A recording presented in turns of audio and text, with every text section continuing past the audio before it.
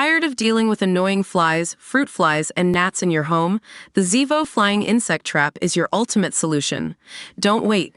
Check out the link in the video description now to get your Zevo Flying Insect Trap on Amazon and enjoy a bug-free home today. And investigator leading to charge to finally unmask D.B. Cooper has penned an open letter to the FBI seeking fresh DNA tests to help solve the decades-old mystery, as a new potential suspect has entered the fray. Eric Ulis wrote to FBI Director Christopher Wray on Wednesday, pleading with the Bureau to test a DNA sample from his leading suspect in the case, Vince Peterson.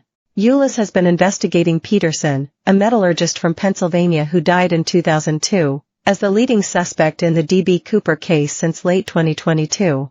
Dan D.B. Cooper was the alias of a criminal who hijacked a commercial Boeing 727 on Thanksgiving Eve 1971 over Portland, held the plane for $200,000 ransom, and parachuted out of the plane with his bounty, never to be seen again. Ulis identified Peterson as his primary suspect in the case after discovering dozens of titanium particles on a clip-on tie left behind by the skyjacker that he says points to a specialist metals lab as Cooper's likely place of work. He believes the lab in question is the now-defunct Crucible Steel, formerly Remcrew Titanium, plant in Midland, Pennsylvania, where Peterson worked. Crucible Steel was a major supplier of titanium and stainless steel parts for Boeing during the 60s and 70s, and Cooper is long believed to have had ties to the aerospace industry because of his frequent use of aviation jargon during the heist and his knowledge of the 727. Ulis has previously launched two unsuccessful Freedom of Information Act (FOIA) requests to access Cooper's tie for testing and a sample of the thief's DNA.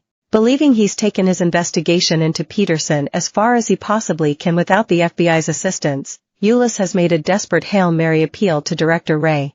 Ulis has Peterson's DNA and is asking Wray to agree to compare the sample with any DNA the Bureau has for Cooper logged in its Combined DNA Index System, CODIS. Additionally, in the letter, Ulis reveals he's also looking into one of Peterson's old colleagues as another potential leading candidate for the heist. That suspect is John P. Strand, who worked as manager at Crucible's Midland plant. Strand, a former lieutenant commander in the U.S. Navy Air Corps who served in World War II and Korea, died in 1996. Of the 100 or so men employed by Crucible in the late 1960s, Ulis told our channel that only Strand and Peterson ticked the boxes for Cooper. Both men share a resemblance to the infamous sketches of Cooper. They were both also 6'1" with an olive complexion, and crucially would come into contact with the rare metals found on Cooper's tie, Ulis said. In his letter to Wray, Ulis wrote, "My extensive research appears to point to a now-defunct specialty metals manufacturer and major Boeing subcontractor, named Crucible Steel. Scientific analysis of the tie particles by the world-renowned Macron Labs appears to indicate that D.B. Cooper frequented, perhaps even worked at, Crucible Steel during the late 1960s. The investigative efforts of myself and others have centered around 100 men employed at Crucible Steel during the 1960s. This, in turn, has led me to two men of particular interest. That said, I am uncertain whether either of these gentlemen was the infamous skyjacker.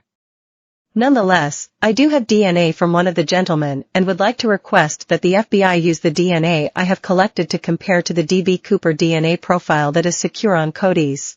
The names of the two gentlemen that should be explored further, by my estimation, are Vincent Carl Peterson and John Filson Strand." He added, "To be absolutely clear, I do not know whether either of these two men was D.B. Cooper. In fact, to the best of my knowledge, neither was investigated at any point during the Norjack investigation nor came under suspicion." Ulis called the letter a last resort. Without the FBI's cooperation, he sees no feasible way to move forward with his own investigation. Ulis previously told our channel that he believed he was in possession of a partial sample of Cooper's DNA. That sample was gleaned by Tom Kay more than a decade ago when he tested Cooper's tie for the FBI in 2009 and 2011, looking for traces of certain metals, chemicals, and pollen. Ulis and Kay recently sent one of their samples off to a specialist lab for testing. However, the results were disappointing. According to Ulis, whatever sample the vacuum once contained had degraded.